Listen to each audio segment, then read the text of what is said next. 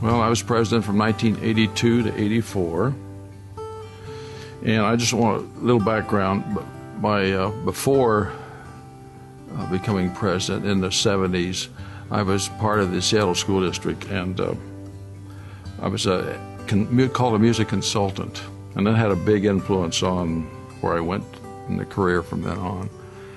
But I remember I was a band person, actually, and working in the office. But in that office was also a general music person and a big name in the general music field, Barbara Lundquist. And they really had a strong influence on me in trying to see the broader picture of music education. I think there's been a tendency through many years that we concentrated basically on conferences and contests, and some of the other areas were tending to get overlooked. And I'm going back in my time, but these two particularly had a big influence on me, seeing a broader picture. Also, my wife, being a general music teacher, Barbara Porter, was very influential of that, and Connie, a person in Canton Elementary School District. Anyway, they were very influential in helping me see the broader picture. So when I became president, sorry for the digression here, our board really looked at where we were at that point in time, and we came to the conclusion that there was too much emphasis on the conferences and state contests, which are important, don't get me wrong, but some of the other areas were maybe being overlooked. So we started to have some very serious discussions, and what we decided to do was to enlarge the board and add what we call curriculum officers, which are still there to this day, by the way. And they came from the areas of, each of the curriculum areas, which prior to this, there used to be committees, band committee, general music committee, orchestra, etc., which cover the curriculum areas, but they were committees, in other words, at a little lesser role, and their primary function was to basically plan those sessions for those areas at the state conference. Well, we thought maybe that they should be, if they were elevated and became full board members, then they'd have a broader, more influence and be able to talk about those areas in more general and enlarge the board. So we decided to do that, but to do that we had to rewrite the Constitution and bylaws to allow it, so we did that. And then so we did add the curriculum officers to the board. And then they became actually on the board the next term after me. And Peggy Burrow, I'm sure, will speak to that later. We also added a position of executive secretary, which was the first time that had occurred for the board. And so that was the first time that started. That position actually didn't continue for very long, but then it's been reinstated, I'm happy to say, since, and that's doing very well. We had a challenge, particularly at the beginning of my presidency. The board was, the organization was low in funds. And the dues were only $10 a person at that point in time, which didn't generate much income. But we relied on the state conferences to make money to help run the organization. And unfortunately, the conference in '82 in Richland had a snowstorm.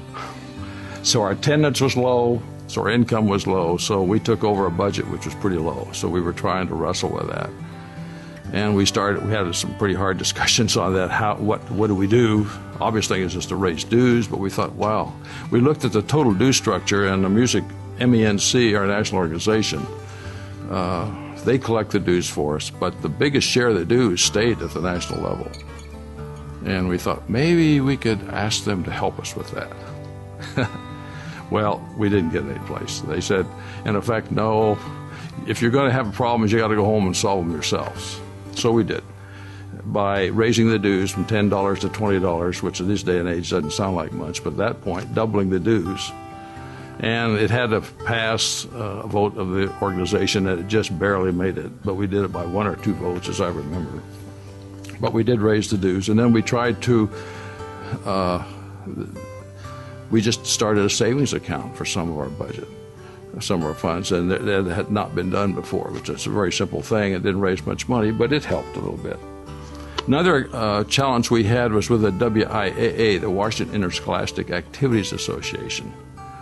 And there were a lot of our, particularly secondary teachers, referred to it as the Washington Interscholastic Athletic Association. And that was unfair, but they had some valid concerns. And one was that marching bands were becoming, in particular the corps-style marching bands, were becoming big at that point in time. And some people, that was controversial. And some people felt they needed to be regulated. Well, that would come under the WIAA. And they were also concerned that there's too much committees of the WIAA were dominated by the athletic and administrative people. So I had a long conversation with Cliff Gillies, who was the executive director of that organization at that point in time. He says, you know, Neal, if you really look at the book, the WIAA handbook, there's music committees in there at all the district levels, and they're really not being utilized. And WMEA needs to take a look at that, because it's your responsibility as an organization to make sure that representatives on the committee, the music committee people, are followed through by you and appointed. And we hadn't been doing that. So he had a real point. So we worked hard at that point in time to try to get our district music committees so that through the WIAA organized, and I think to some degree that helped. In fact, I think now our relationship with the WIAA is very strong, and it's developed through the years. But anyway, there were problems. There was another problem that the band directors, particularly the high school level, were concerned with, was that marching bands and pep bands, how many pep band rehearsals did they have? Pep band events should they attend? Should they play for all the games and that kind of stuff? They felt they were being overly asked to do too much. So those kinds of problems would come up and could be dealt with at those district committee meetings. So we try to promote that. Some of them were pretty upset, and they had some, as I say, some good points, but they also, we had our responsibility as an organization to do our part. We can't really just say the WIA was all based on this, okay? Because they were trying to be helpful, and we found a lot of administrators, when we started talking to them more, were very helpful and making a lot of good suggestions. So it's a two-way street, I guess that's what I'm trying to say, and some part of the street from our side was not being utilized right. So we try to improve that. The music conferences, during my conference in '84, I tried to involve more performing groups than had been in the past, and particularly to expand it so that groups were there from small school districts, rural school districts, and some of those. Our performing groups at conferences they submit an audition tape. They don't, and they're selected. Well, they tend to be dominated by the large school districts, of course. So we try to expand that a little bit to give other schools a chance. And a couple of humorous things. We had at the conference, which was held at Renton High School. And Renton High School has a unique situation. It's right in the flight path of the Renton Airport. So my wife, who was a general music person at that point in time, organized an outdoor elementary general music festival. Now, this was in February. And I said, you're crazy, the weather, you got all kinds of problems built in here. I said, well, we want to do it anyway, so they did. And Connie Worcester's, the name I was trying to think of earlier, was part of that. And so they organized this thing outdoors. And the day that they were going to do it, it turned out to be a beautiful, sunny, warm for February day. No rain. And then one of the things they did was they were going to have balloons, and they were going to launch balloons. And connected with the balloon was the general music kids in all their classes would add a little note to it and attach the balloon with a slogan promoting music education. Well, it came time to launch the balloons. So we did. And up they went. No wind, so they just went up and up. And I was standing there watching, and I watched some of the teachers, and they just kept going up and up and up and up and out of sight. Well, also, when they launched them, we had talked to the airport people in advance, and we were wondering about being in the flight path. They said, well, just give us, there shouldn't be any problem. Give us a call 15 minutes or so before you launch the balloons, and we'll alert. We forgot to call. The balloons went up, and I looked up, and I heard this, here came a plane, and all of a sudden it made this big white sweep around. We didn't create an incident, but I was afraid all we needed was a crash of plane, that kind of thing. But the outcome of that, the balloons went up, and the out of sight, we didn't know it. And attached to the, say, was a card written by the kids, and with their address and their name and their school and where they were from, and encouraging people to respond if they found these things. Well, we got a response from Hermiston, Oregon.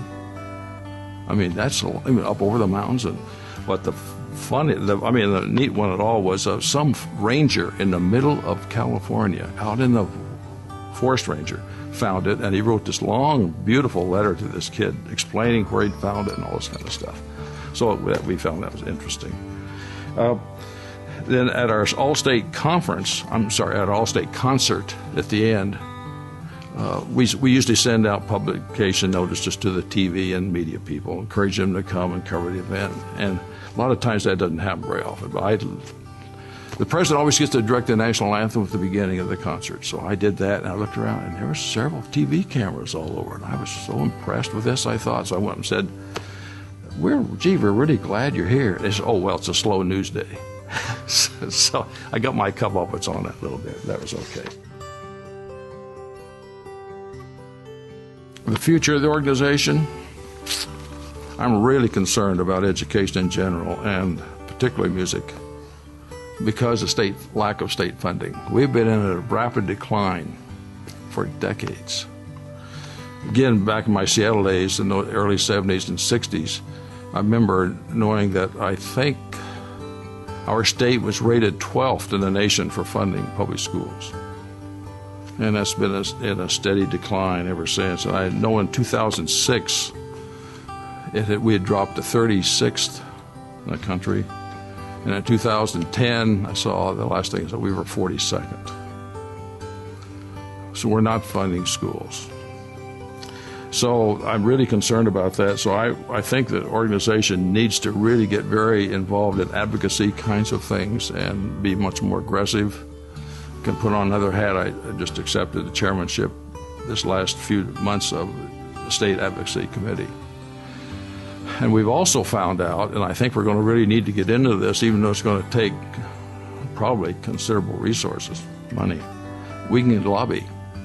501c3 organizations, they've always thought we could not lobby. We were very restricted, but we found out, our attorney has notified us that we can. There's a special category you can apply for, which we have done, which allows us to lobby. So I think what we need to do is really start lobbying the legislature to meet their responsibility to fund public education, as the state constitution says it's your paramount duty. Well, they're not doing it, and have been doing it for decades. If we don't, and right now we're part of basic education, and when I say funding, I'm talking about funding basic education, of which we are part of.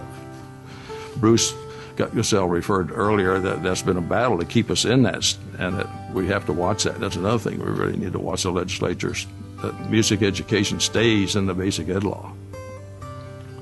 But that's going to really need to be done, and I think we need to be much more aggressive. In that same vein, school districts, we need to work with school districts strongly to keep making sure that music gets their fair share of whatever funds are available.